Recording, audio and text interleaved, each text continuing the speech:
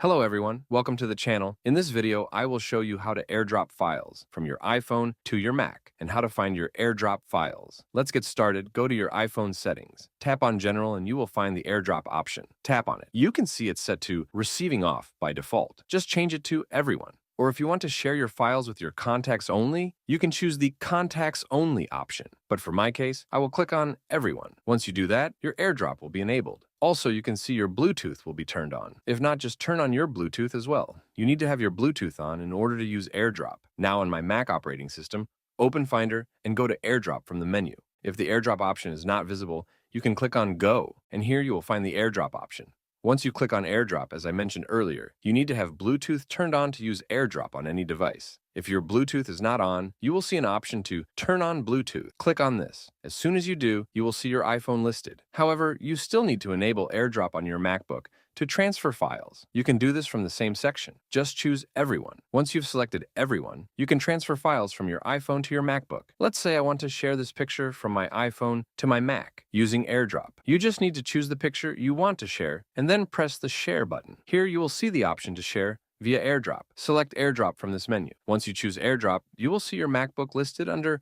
Other People. Select your MacBook, and once you do, you'll see that the file is being transferred to your MacBook. So you can see that the file has been transferred to my Mac. AirDrop saves your file in the Downloads folder. I'm going to open the Downloads folder now, and you can see that the file is available on my MacBook. This is how you can use AirDrop to transfer files from your iPhone to your MacBook or any other Apple device that supports AirDrop. If you found this video helpful, don't forget to subscribe to the channel. See you in the next video.